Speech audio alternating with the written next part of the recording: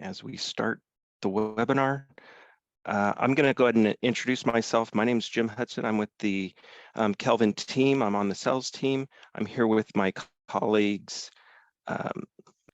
Justin, Ari, and Holly. And I'm going to pass the baton over to Justin, let you introduce yourself. And then we have a bit of some news on our webinar this morning that we'll get to in just a moment. But Justin, you want to introduce yourself and then we'll go around the circle here? Sure. Hey, everyone. My name is Justin Garcia. I'm one of the customer success managers with Kelvin. And yeah, so I've been with Kelvin for about a year and some change. And I'm going to pass it over to my CSM counterpart, Holly. Hi, everyone. Glad to see you here this morning, or rather see you in the participant list since I can't see your faces. I'm Holly, and I am one of the other CSMs here at Kelvin. Been here about a year and a half, and we're so excited for this topic and to have you here today. And with that, I'll pass it to Ari. Hi everyone, my name is Ari. I excuse the South African accent over here, so I hope you can all understand me, but we're really excited to have you over here today. As I said, my name is Ari and I'm part of the sales and education team at Kelvin. I'm super passionate about SEL work and we're so excited to have you all here today. So I'm going to pass it back to Jim, and fantastic to see you all.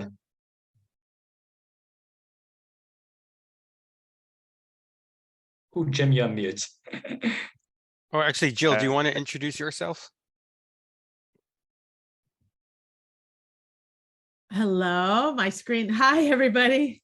My name's Jill, and I am new with Kelvin, and I'm a customer success manager, and I'm really excited to be here. Okay, so we had planned to have Cheyenne here today from Snowline School District. Just a few moments ago, we got a message from her stating that there was a possible gun on one of their campuses, and she has had to go to that active situation right now. So we obviously have been prepared for her to do all the speaking.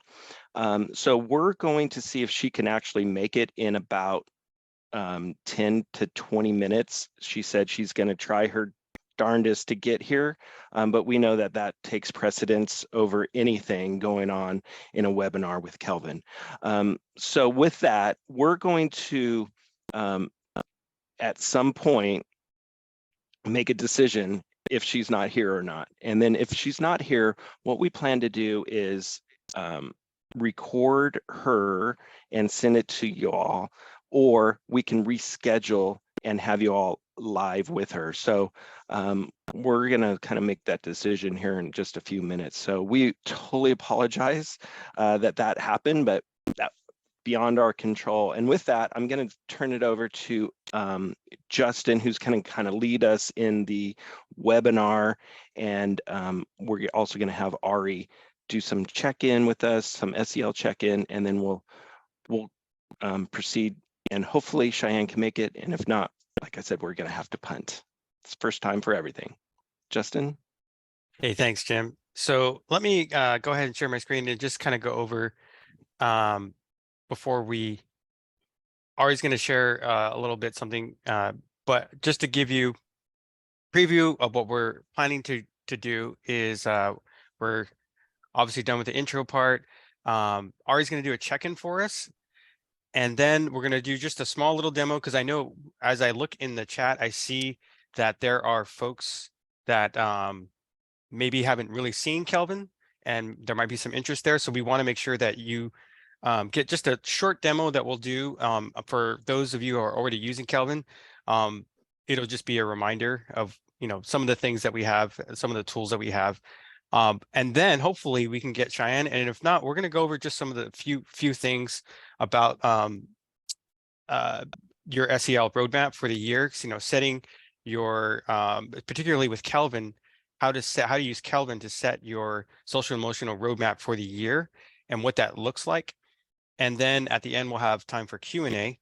again, pending Cheyenne's presence. So with that being said, I'm going to go ahead and pass it over to Ari to do our check-in. Before we go, Ari, I just got a text from Cheyenne. So everybody, you don't have to. Well, we had a few people already drop off. Maybe we shouldn't have mentioned that. Cheyenne will be here in about 25 minutes. So just want to let you know. And if look, if people still have to drop off, this is recorded and we'll chop it up and make sure you get the part that Cheyenne is here. So all is clear at their school.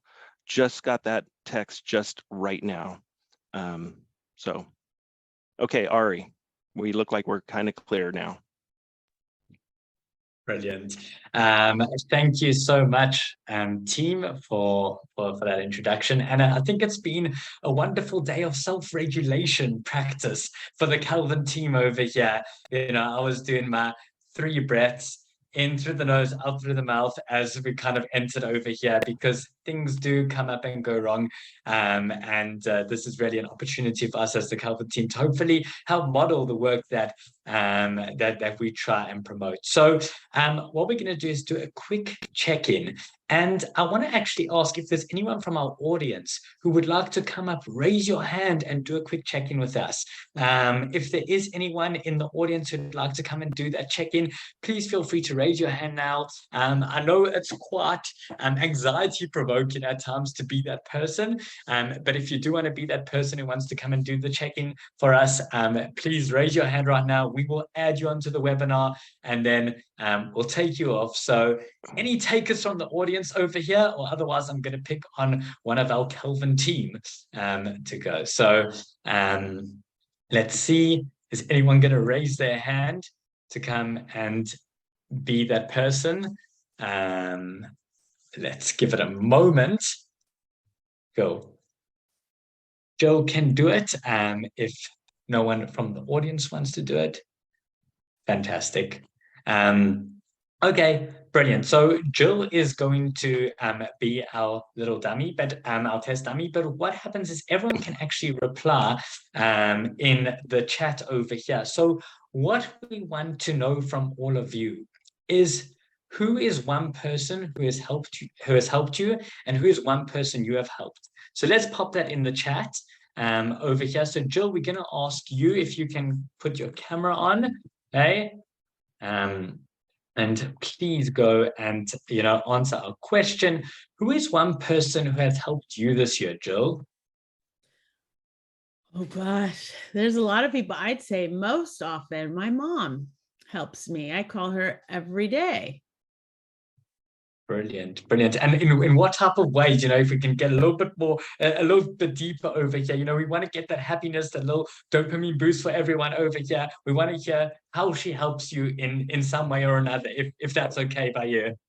She helps me with everything, but mostly parenting advice, because she was such a good parent to me and I trust her implicitly. So I'll call her on stupid things like dinner, or big things like my child has ADHD and I am having trouble getting him to sit for dinner. So anything from big to little, I call her all the time. So she's definitely a help. Fantastic, Joanna. It must be so wonderful having that support, and something that we definitely don't take for granted. So that's definitely picked me up. And, I want to ask you, Jill, then also, who's one person who you have helped recently? Is there one person that you've helped, that you can think of that you helped? And kind of how did that feel? So I'd like to help lots of people, but one person recently this week, my niece lives in New York, and she is a 20-something going after her big dreams of Broadway and dancing. And so she's clearly broke. And she was talking to me on the phone and said, I'm struggling, and she wanted my advice. And then I got on Amazon and I sent her a bunch of food her way. So I thought that was kind, and she's, it's always fun to get a present at the door. So yeah, I sent her a bunch of stuff to help keep her going and motivated. Wow, fantastic. I mean, that's so wonderful to have an aunt like you who can, show that support. Really, I'm sure it means the world to her. So thank you so much for sharing. And if anyone wants to share in the chat over there, who's one person you have helped, who is someone who have helped you, feel free to put that in the chat now so we can all see. That would be really, really great. But thank you so much, Joel, for that's really boosted me, and I'm sure it's boosted the Kelvin team and everyone on the webinar. So I'm going to now throw that back. Oh, let's just, before we throw that back to Justin, I want to just give everyone an opportunity to put in the chat someone that they've helped or someone that has helped them. So we've got Suzanne, my colleague Robin. She reminds me of the value of simplifying. Thank you so much for sharing that. A person who's helped me, my partner, listens to me, my daily challenges, support me no matter what. That's fantastic, Mary. Thank you so much for sharing. Yeah, keep those coming in. It's a little gratitude boost for the day. It's a little, reflection for the day, which really helps us all just gain the right mindset to learn and to grow. And fantastic. So you can keep those coming if you would like in the chats. And now I'm going to throw back to Justin and to Jim to keep us going. So thanks so much, everyone. And it's wonderful to see you all here. Thanks, Ari. So hopefully that was helpful to you. We just like to start off our webinars with a little check-in to kind of practice what we preach a little bit in terms of social and emotional learning. So thank you, Ari, for that. So kind of the next thing we want to do before Cheyenne is going to come and share a little bit what she's doing at Snowline, and we're so thankful that that she's going to be able to come. So we just want to share a little bit about Kelvin, because again, some of you haven't seen Kelvin, and so I am going to actually ask Jim if he would like to kind of give us a little guidance on that and what Kelvin is all about, in case you didn't know already. And we just wanted to give you some information on that. Thanks. Thanks, Justin. What I want to do is just kind of go in to show you what how we interact with our how Kelvin interacts with the students. Now, as days, when you ever have a day when nothing's going right? Yeah. So, we start the webinar, we get a message from Cheyenne that they have an active situation. It's all clear. She's coming back to the office. That's great. So then what we want to do is just kind of give you an insight on how Kelvin works. Well, lo and behold, we're having a small little technical difficulty with that. So I'm just going to share just an idea, show you how we integrate, how Kelvin is displayed. So I'm going to share my screen here. Let's see. This is always a challenge in the world of Zoom. Make sure you have the right screen. Okay, share the screen, desktop, and share. Okay, here we go.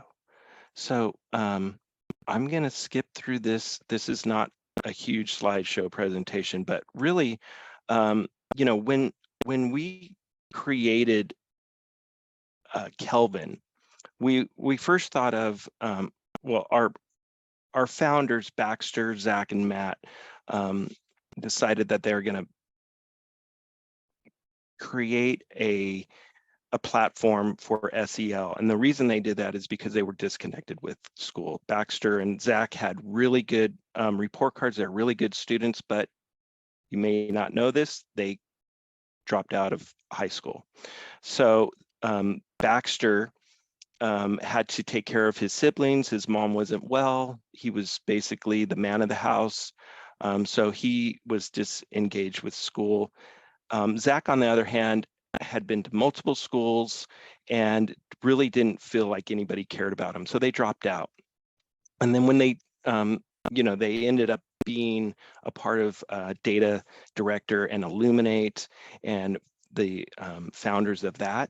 And so when they peeled off of Illuminate in 2017, they created Kelvin. and thought of, hey, look at these surveys that people are doing to collect information from kids. It's very disjointed, right? It's not part of where a kid wants to be.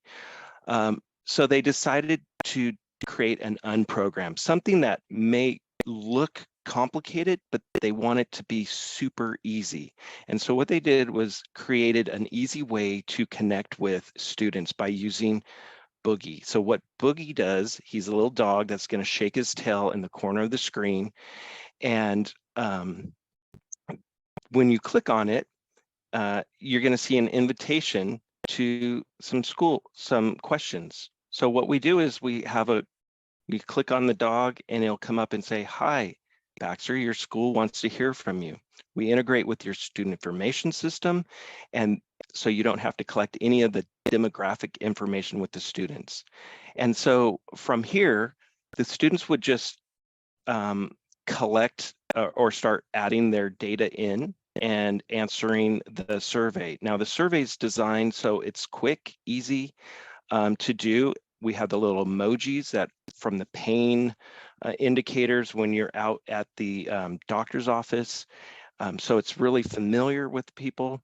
And when these are done, then you get all the reports. So that in it of itself is kind of the main thing of how this works. And I was going to show it to you live and in person, but we're like minutes away from a little technical glitch that we have. From there, though, when you collect all that information, now those pulses that we have, these questions are from a bank of questions that are that we've gathered from CORE, we've gathered from the U.S. Department of Education. They can be your own sets of questions as well. So it's fully customizable, and you can have multiple choice. You can have with Likert, free response, and at the very end, if a student has answered these most unfavorably, we're going to have a pop-up that says, do you want to speak to an adult? And that way you can have an alert system for kids who may need to talk to an adult.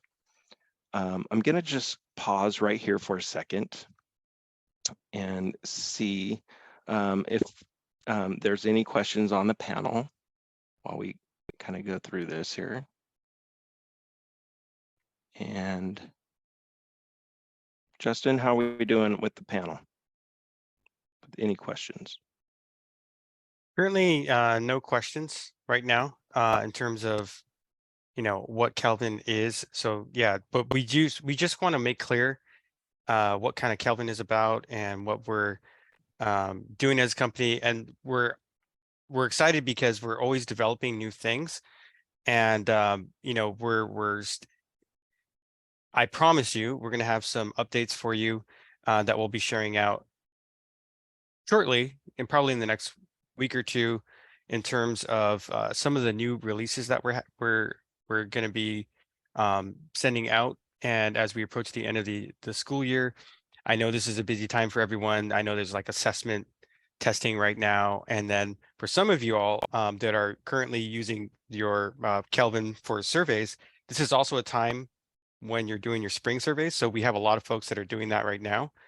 And so, and hopefully that's something that when Cheyenne comes on, she can kind of talk about their cadence for that in terms of when they set their pulses.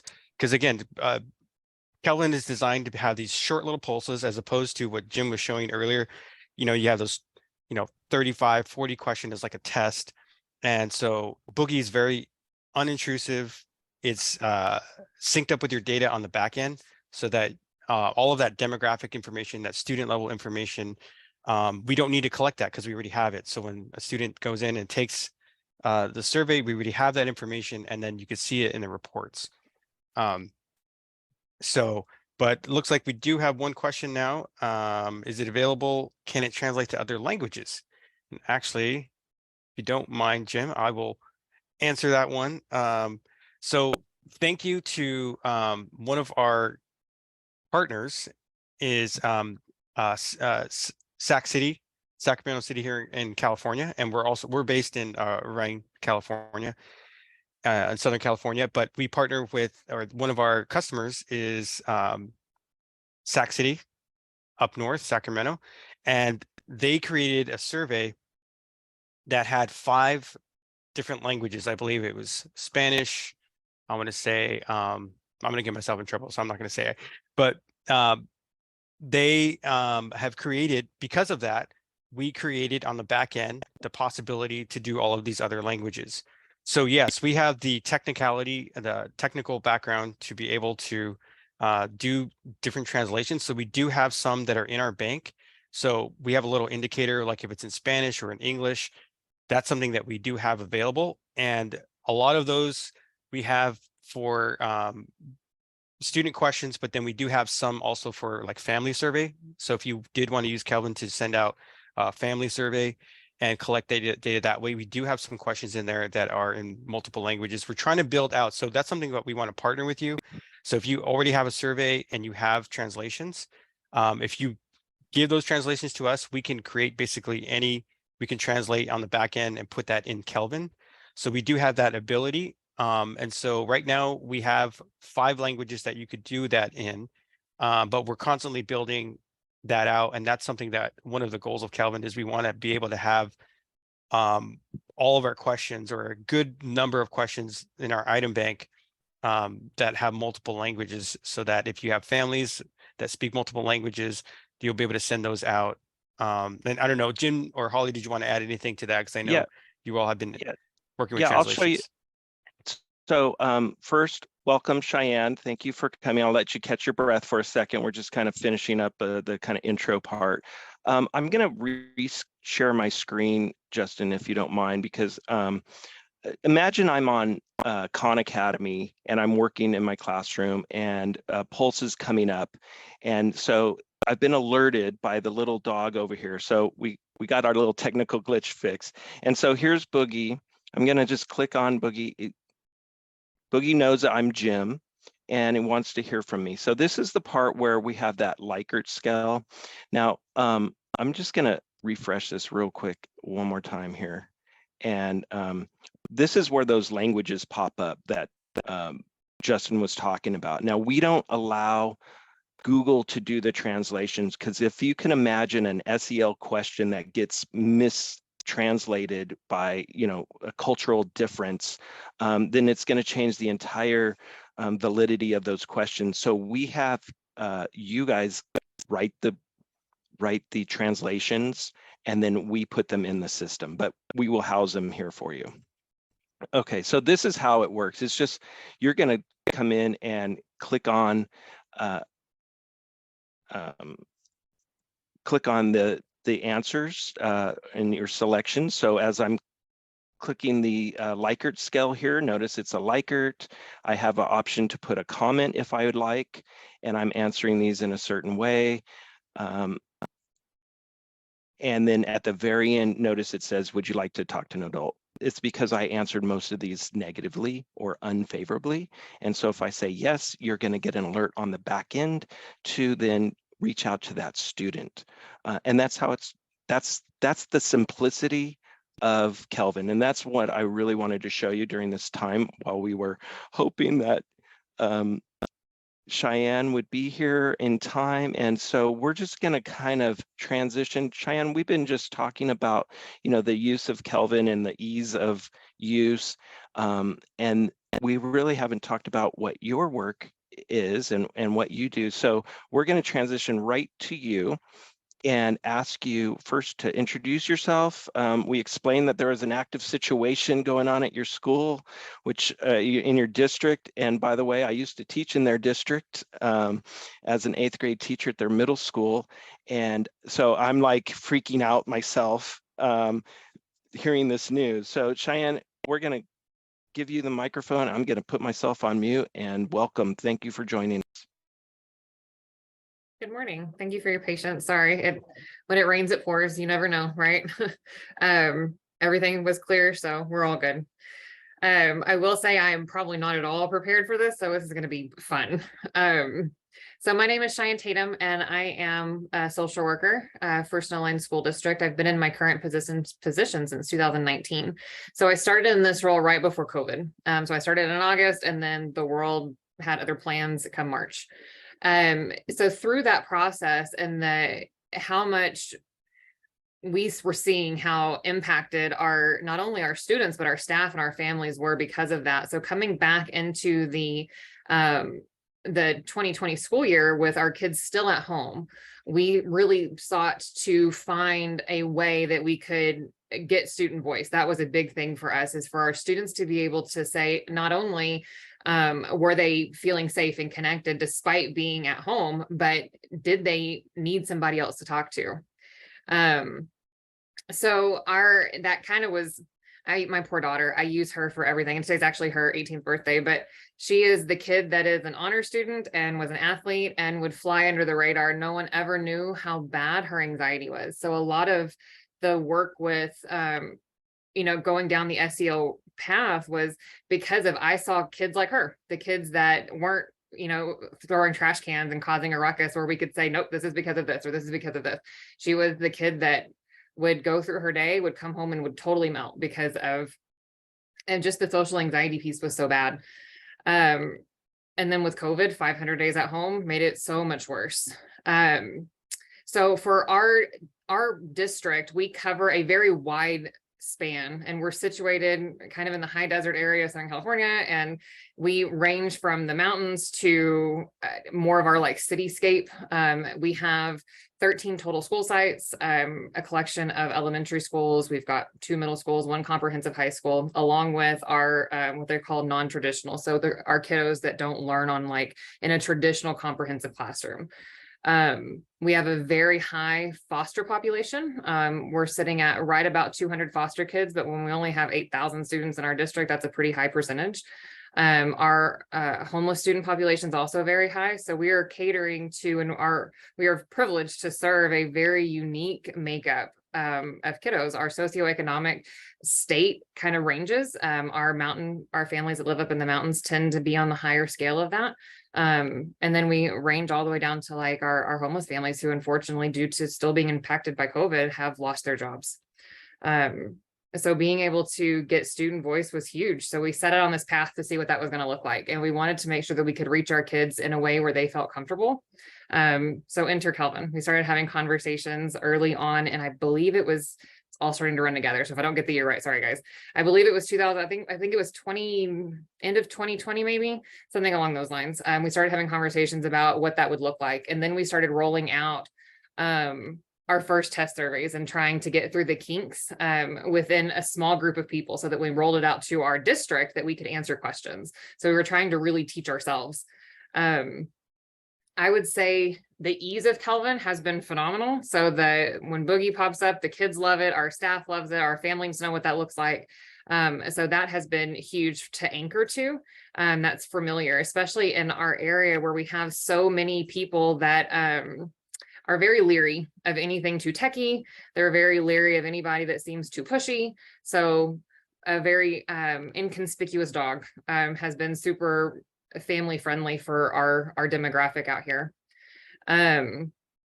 When we first started looking at, so when our kids first came back on campus, so 2021, we started looking at ways that we could get our kids reconnected. They had 500 days behind a screen, 500 days of anonymity where they could say whatever they wanted. There was no immediate consequence for anything. So we needed to figure out a way to help our people, kids, students, parents, be human again, because I think a lot of people forgot that.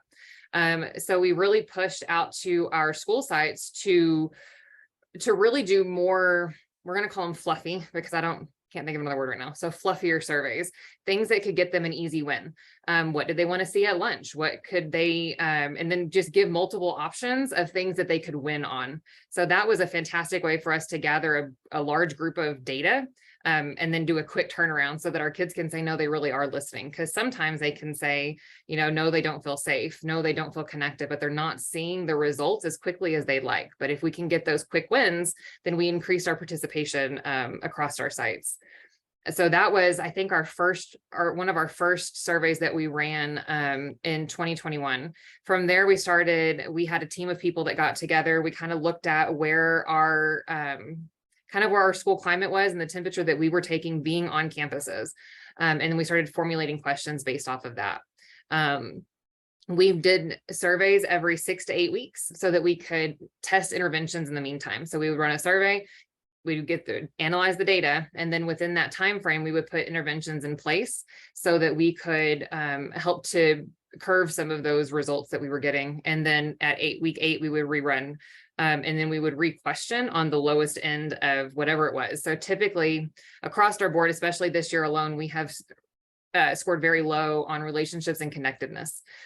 So we are continuing to re-ask those questions so that we can see if what we're doing is working. If we're moving the dial at all, I'm taking that as a win.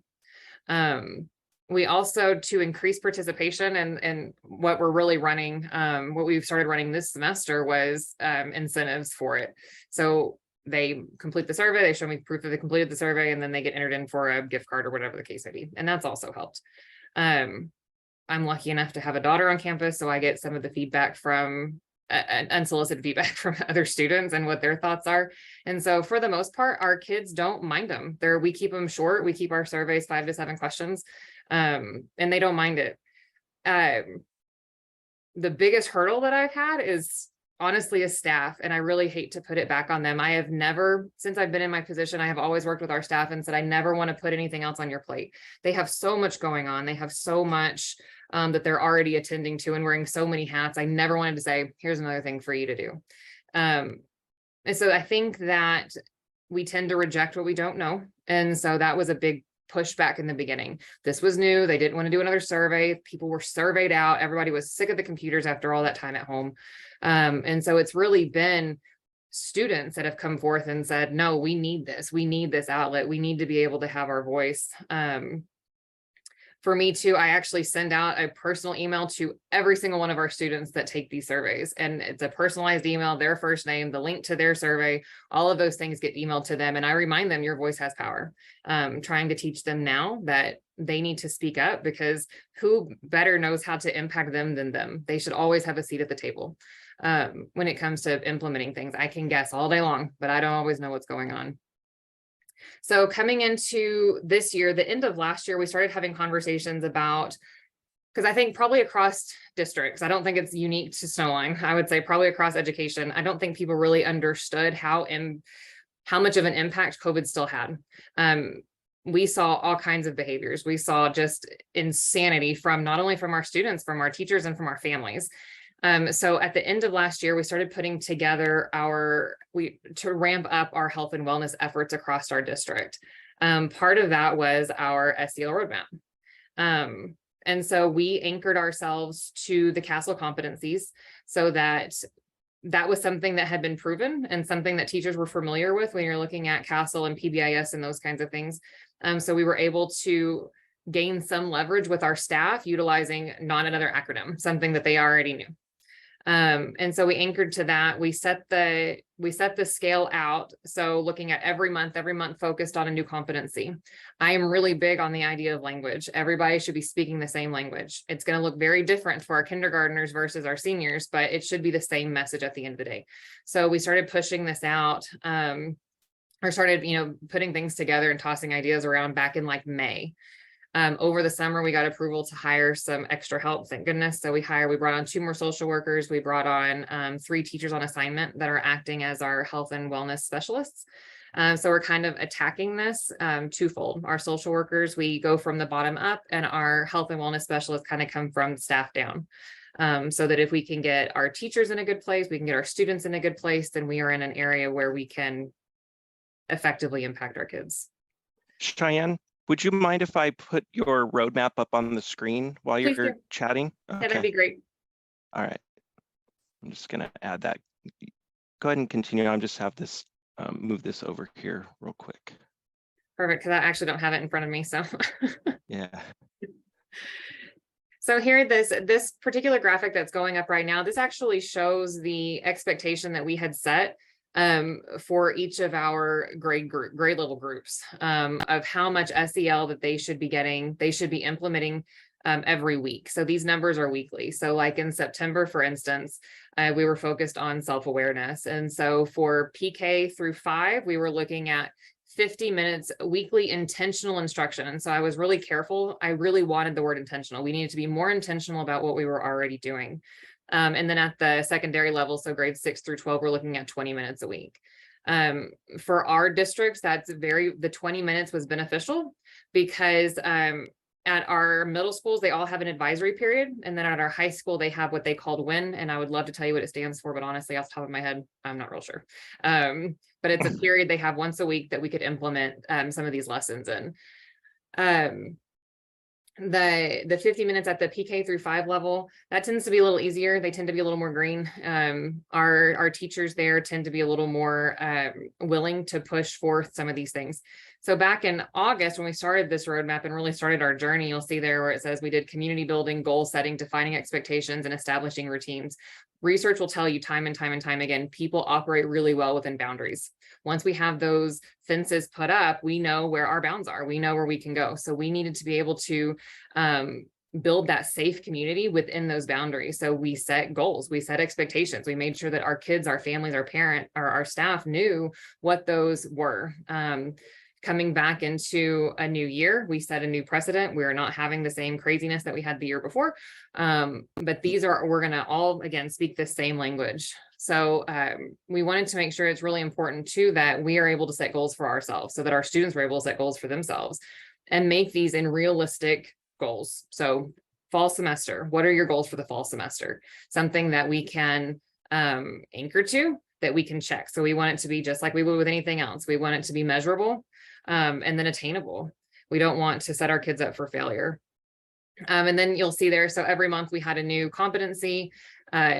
In August, we did goal setting and then just community building, all those good things. January, we did as a review month to review everything that we'd gone over in the fall. And then because of kind of how our assessment window runs within our district, that is another big reason why in January we kept it to recalibrate and those kinds of things, because we knew that our assessments would be coming out. So this was the initial roadmap so that all of our site leaders, they kind of knew.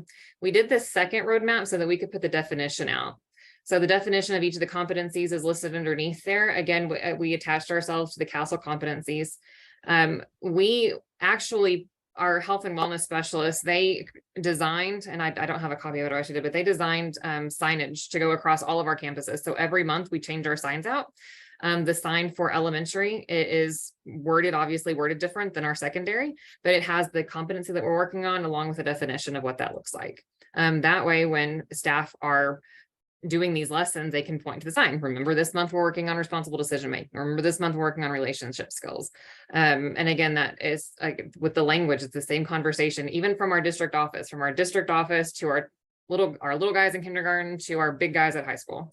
We wanted to make sure that we were all having the same conversations. So this really helped. Now, I will say that we have, of course, have gotten some pushback. Not everything is without its flaws, right? Without its road bumps. We've had some pushback, specifically looking at our comprehensive high school. SEL tends to get, mental health in general, I'll say, tends to get pushed to the back burner because it's not super tangible. It's not something that we can grasp. It's not something that we can put in a box and set in front of us and say, this is what makes sense. So people don't always understand the importance of it. And so other things come up, specifically at the high school level. They do, career planning and those kinds of things. So there's times where we get bumped. And so then it's been the renewed conversations, revisited. I call them come to Jesus meetings with our staff saying, what you're already doing is SEL. You can teach chemistry and you can integrate this into your chemistry lesson. We set out for our 5 easy wins so that our teachers, we really encourage our teachers, be at the door when your students come in, greet them by name, ask how their day is, check the temperature of your room, do those things on a daily basis. That creates consistency. Our kids hone in on that, especially with the high foster homeless population that we have. They need that consistency. They need to know that somebody knows who they are, knows their name, and is greeting them by name every day. It also, one of the questions that we tend to ask is, if I'm not at school, will there be an adult that misses me? We want to make sure that our kids have at least one trusted adult on campus. Every single one of our kids should have somebody they trust on that campus. Kelvin has been instrumental in making sure that we can continually, that was fun, ask that question. I also, another cool thing about Kelvin, I have broke down into my own subgroup so that when I'm running data after the fact, I can look at our foster homeless, I can look at my kiddos that are on IEPs, and I can look at my kiddos that are on 504s. That way I can see these subpopulations and see how they're ranking. We also have found it super beneficial to ask open-ended questions. We create word clouds with them. That way we can see what words are coming up most often. Again, for our district, we are really struggling with connectedness and with relationships. And so now we're really getting down to the nitty-gritty of what does that look like to you? What does being connected mean to you? What does a relationship look like to you? Making sure that we understand what they're saying to us. Again, anytime that we're implementing anything, these kids should always have a seat at the table. So I think right now I'm kind of looking through the notes. I don't know if I hit everything. I talked real fast and I'm still processing everything else that happened this morning. No, Cheyenne, this is wonderful. We have some questions. So our good friend Heather over in Room of the World's asking, she missed the beginning, what your role is at Snowline. So I'm a social worker. I'm also our foster homeless youth liaison. I also run I head our threat assessment team and our crisis assessment team, which is why I was not here this morning, because when it rains, it pours. So that's kind of, again, we're a small district, so everybody wears a million hats. So I kind of just help where I can. So what is your, they want to know, what is your the participation rate for your surveys in general for the students? So we were always happy if we could get above 60, like 65%. Some of our more recent surveys, I believe we were hitting almost 70s, like 69%. We were able to leverage some more oomph, I guess, from our secondary level, again, offering incentives, raffles, and those kinds of things. So you're generally above 60%. So, I mean, now, we had less participation, I would say, with our little guys. So specifically looking at like PK through 2, we had less participation. I encouraged our teachers to send it home to your families, have your families run it with these little guys, and go through it like that in that process. So lots of great questions coming in. So one question I think we can answer, can you send a pulse to specific grade levels only? And so do you do that, Cheyenne? Do you do specific grades? We do. I look at, actually, when I set up, because I don't want my data skewed. So when I send out surveys, I send out one survey for PK through 2, another one 3 through 5, another one 6 through 12. Because again, I don't want the data skewed. Plus we changed the verbiage in the questions so that our 3 through 5, that they understand we can use different language, same message, but the wording is a little different. We also encouraged our school sites to ask questions and to send out their own surveys and to utilize Kelvin in that way.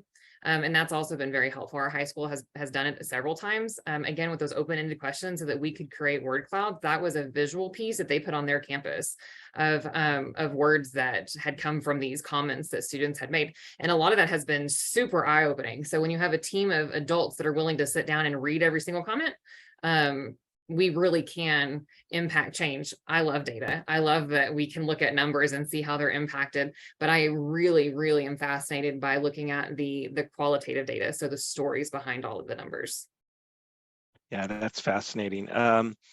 We get this question a lot when we're doing presentations, and it's and working with our customer success team is, how do you select the questions? How do you determine which questions you want to ask for that full year, and how do you grab, it's so big, yet you want to make it so small as far as your data. You want, if you ask everything, you can't decipher that. So how do you determine those questions? So we set out at the very beginning, when we first started utilizing Kelvin, we had our district level team is kind of what we were calling it. And it was myself, my director, we had our director that's over assessments and accountability, and then we have one of our school psychologists that were all part of this. I read through every question in Kelvin's database, every question that's in y'all's bank. And I pulled out what I thought were appropriate for our demographic, what I felt like we would get the most bang for our buck, essentially, again, so that we're not asking 50 million questions. And so I set and pulled out my favorites with amongst our team. From there, we narrowed it down to, again, that 5 to 7 range, depending on the 8-week period that we were in. When we started out, we were really looking at, again, connectedness and relationships. That has always been our August goal, making sure that our kids are reconnected. We don't run our first survey until we're at least 6 weeks in. That way that they have time to connect to school. They have time to get to know their teachers and their peers and all those good things. And then we set and asked our first set of questions. From there, going into the second question that we asked, we would look at the data from the first survey and we would ask whatever we hit lowest on. So if we hit lowest on, do you feel safe on campus? Those kinds of questions. We would ask that question again for the next set of questions to see if we have adjusted that number at all. So it sounds like you're using the survey tool in a cadence to which you can create change during the year without waiting to the end of the year autopsy of what typically happens in big surveys. Is you find out what happened at the end of the year and you don't make any changes. I mean, it's for the next year, but you guys are able to do it like while the plane is flying, right? You're making those changes.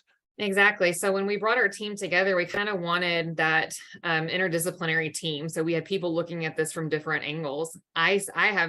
I'll be real honest, I've never stood in front of a classroom. I have never taught. I see this from a mental health standpoint and how behavior impacts the classroom and how behavior and how those environmental factors are impacting behavior. I truly believe that every kid inherently wants to be good. They inherently want to do good. We have to give them the win. And so I looked at it as if we were running a mental health group. You run the group for 8 weeks, you see if it worked, then you adjust and you do it again if necessary. That was kind of that was my approach to this. So we need to see if what we're doing is working. For us, it was not going to be beneficial for us to run a big survey in the fall and a big survey in the spring, and then everything go to hell in a handbasket come May. That wasn't going to work. We all know that towards the end of the year, things start to ramp up. So we wanted to make sure that we were trying to get a handle on things before we wanted to be we just wanted to stop being so reactive. I think as a society, we're super reactive to everything. We wanted to put some things in place so that we could be proactive and we could get supports in place before the kids even knew they needed them. Yeah, that's what a great plan that is. A couple other questions coming in here. So our good friend from Santa Cruz was asking, Suzanne, she's asking, when your word clouds that you're making, what is that prompt that's you're using to bring in that word cloud data? I've actually ran a word cloud with our staff too, and I presented it at one of our summer leadership gatherings that we did so that our leaders knew kind of where our staff was sitting. And it was that particular, I don't remember now the wording exactly, but that particular prompt was something to the effect of, do you feel celebrated? Do you feel appreciated? Those kinds of things, so that especially coming off a really hard year, we knew how hard it was for our staff. This was last school year. And so to present that data to in a very real way, very tangible, we're looking at these words, these are what your people are saying way. At the high school, they ran one, I believe the big presentation that they did was based off of attendance, what gets you to school.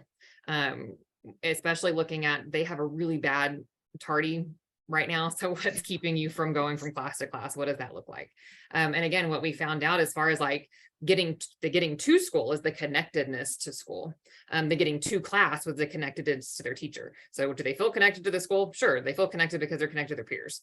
And so we wanted to make sure that we were also anchoring them to an adult so that they're getting to class on time.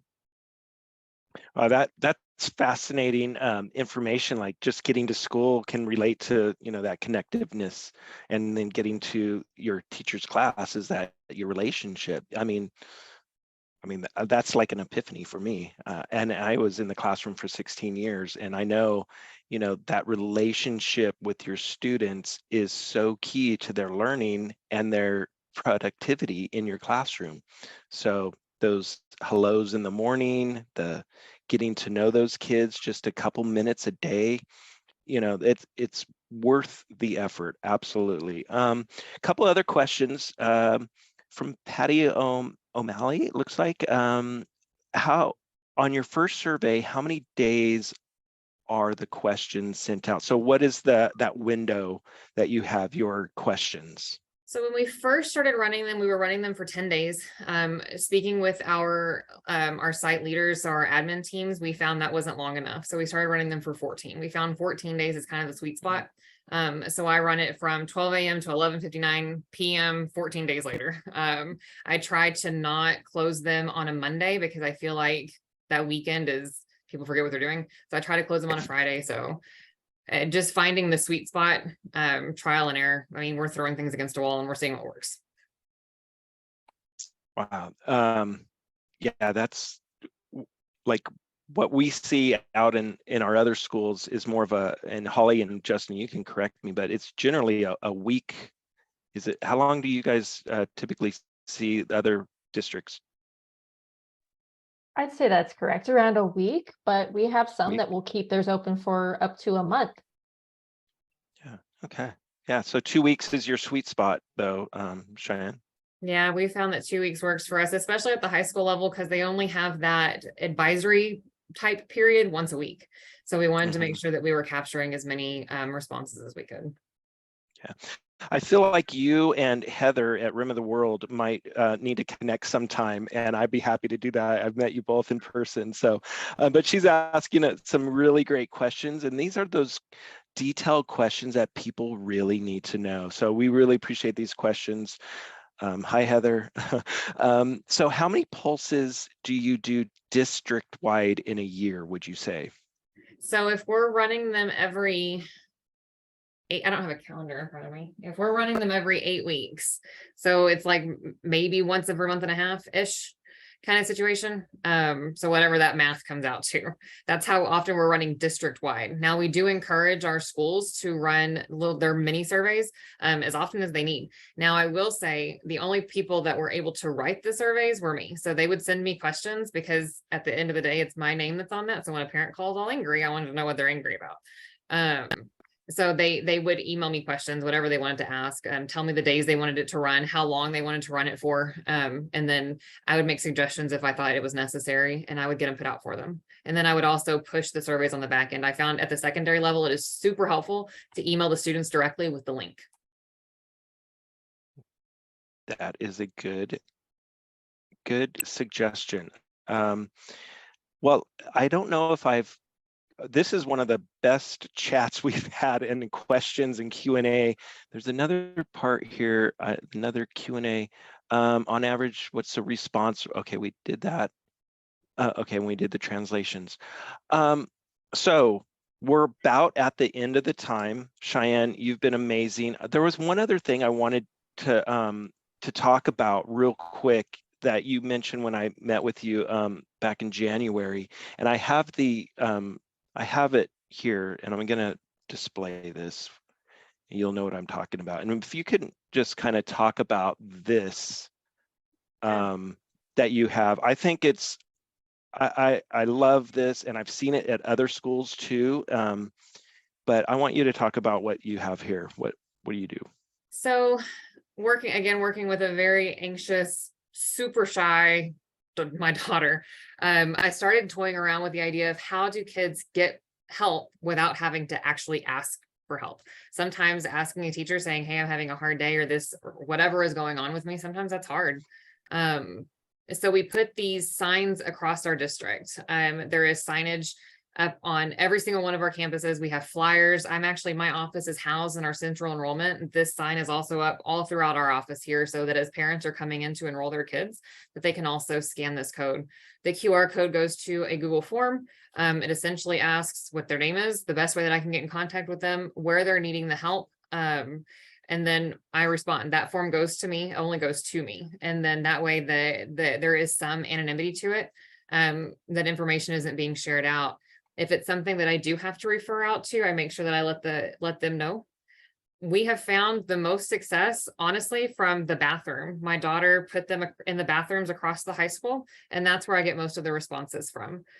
We have kids that take their phone to the bathroom for whatever reason, and that's where they're scanning the code that. So we've been able to connect our kids to not only to academic help support because they didn't know where to go or they didn't feel comfortable asking or whatever the case may be. We've also gotten some our kids connected to mental health resources, families connected to resources that they needed. We found, I actually had one kiddo who, when the request that came through for academic support, and I looked up, and you're talking about a straight A student, the lowest grade was like a 92, but was feeling the stress because that 92 for her family was too low. And so not only were we able to get her some tutoring in that area, but also some family counseling so that the communication piece was a little better. Yeah, and this is your business cards that you give out to, is this every student or is these high school students? So it's a business card front and back, right? Right. So these are business card size. They're actually a little bit bigger than a business card, but they're wallet size, we'll call it that. And we wanted a quick way to get resources out. So they are on every campus. We actually put them in the hands of every high school student, though, across our district. So from our comprehensive high school to our non-traditional schools, they're across the district. The front is a list of resources. At the bottom of it, that QR code goes to our sorry, I totally lose my train of thought, our online health and wellness center. The back of it is just a quote that I think everybody needs to read it. And then again, scan that QR code and that goes to a different set of resources. That set of resources is more mindfulness based, kind of how to recenter yourself.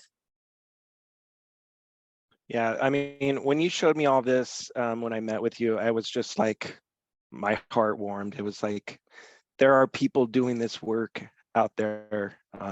So we appreciate it.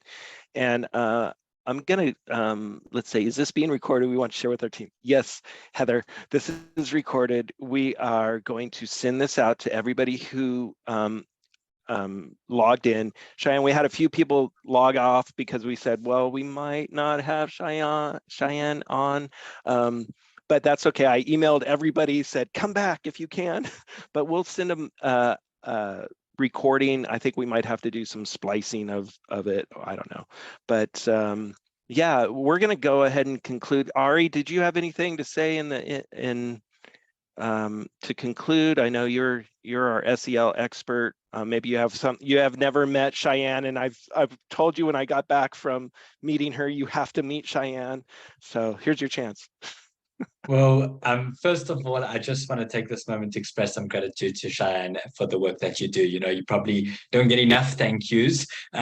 So us from the Kelvin team, already advocate this work and try to be champions of it. We want to just say a massive thank you. And, just something that I want to reflect on personally is the tools that you've got to create a sense of belonging, because all the research that I've seen recently, I was even listening today to a wonderful podcast called the New View EDU podcast. And it speaks about this idea of sense of belonging. And maybe if we just want to, sum up with some of those tools and those ideas, how you're using Kelvin for sense of belonging, some of those practices you have in a classroom, I'd personally love to hear them again. And I think they'll be so helpful for the people on this webinar and anyone using Kelvin. So I just want to throw that back to you if you don't mind, but a massive thank you. Of course. Let me actually, because we have it on we have a resource page for our staff. And so we have it on, see if I can find it on our website. So I want to make sure I got the verbiage right for you on how we presented it to them. Fantastic. And kind of just to speak to that, I guess it's so difficult for many of us, to kind of find those practical tools, the how of SEL sometimes, what we can actually do. And really just having it summarized into something cohesive and tangible is really, really exciting and really, really wonderful resource. So we really appreciate you sharing this. Of course. I think while you're looking at this, I'm going to just make a quick announcement. I don't know if everybody knows this, but we're like just on the cusp of partnering with Cal Hope to bring Kelvin to every school district in California for the Pulse family and not family, staff and student pulses. So through the grant. No application, you just let us know, we'll sign you up, and you're qualified already for this grant. So you can have Kelvin in your district without a cost this year. If you need to do it as a pilot, you can do it as a pilot, but you're going to love it and you're going to keep it for a long, long time because it does help kids. So we'll get that information to folks once we get that last signatures. We're like only 4 months behind on the signature, but we're partnering with Cal Hope and it's going to be great. Cheyenne, we're going to leave it. Were you going to show us? Yeah, no, something? I've got it. So what we put out was our, to all of our staff. So we trained all of our teachers, all of our proctors, we trained our school police, we trained all of our admin. Everybody has had the training on this, on that community building and sense of belonging. So we encourage everybody, and we're talking our admins to our staff and our staff, our teachers to our students. So greet each student at the door. So you're going to say the student's name while making eye contact. Use a friendly nonverbal greeting, such as a handshake, a high five, thumbs up, fist bump, whatever you're comfortable doing. And then you're going to ask them how their day was, and then give them a few words of encouragement. We're asking for those words of encouragement to be specific, not have a good day. Not something so bland, I guess. And then we want to project the mood scale, and we're going to share responses. So you're going to pick a funny meme. On a scale of goats, this is what we did for one of our meetings yesterday. On a scale of goats, how are you feeling today, kind of thing, and let them that visual of how they're feeling. And then you're going to ask students to share their ratings. We asked to share ratings and then why, and then discuss it as a table, almost as like a round robin discussion. Why are you feeling this way? How do we make it better? What can we do as a class? So not only, again, are they feeling connected to their peers, to their staff, but to each other as a community within that classroom. And then we're looking at morning meetings. So we're doing an introduction of a quiet signal to teach routines. So sometimes they do raised hands, claps, whatever it is that to get the students' attention. Ask an easy, no risk, getting to know you question. Really, again, at the beginning of the year, getting to know your students. So your favorite ice cream, your favorite pizza, your favorite sports team, something that's not going to incite riots. And then, which I guess sports team could really get you there real quick. So those are things we felt like that was a super simple, quick win for all of our staff. We have them on, we actually did like desk tent signs for our teachers. So it has the roadmap on one, we just flipped it sideways on one side. On the back end of it, it shows the warm welcome opportunities that they have, to make sure that that is a constant reminder to them. Going into next year, we're working on getting it put on staff badges. So on the back of the badge, it will also have these warm welcome reminders. Again, that super quick win on how to create that sense of environment. Not only that, but as students come in, if they're having a hard day, you're kind of geared up from the beginning. You know, Johnny's coming in and he's clearly something's not right. So that gives you the opportunity to connect with them on a deeper level. Thank you. Thank you. Thank you. Thank you. Of course. Yeah, this is just amazing content, Cheyenne. We feel so blessed to have you today, and on your daughter's 18th birthday, you're going to go celebrate. I'm not going to tell everybody what you're going to do, but I know. So just, you know, what a crazy day to start, and you're here with us, and we just so appreciate it. And I think we're 3 minutes over this longest webinar we've ever had. And I don't know if it is, but it sounded good. So if there's no other questions or comments, we just want to say thank you, and we'll everybody will get some sort of email at the end of this, and we'll provide some of those resources. Would you mind if we added any of your resources to our email that you've sent? Is that okay? Yeah, great. So all right, and listen, I love this. So worth the time from Mary Jo Verbitsky. That in and of itself is the best way to say thank you. Thank y'all. I appreciate the time. Thanks, everybody. We'll see you next time.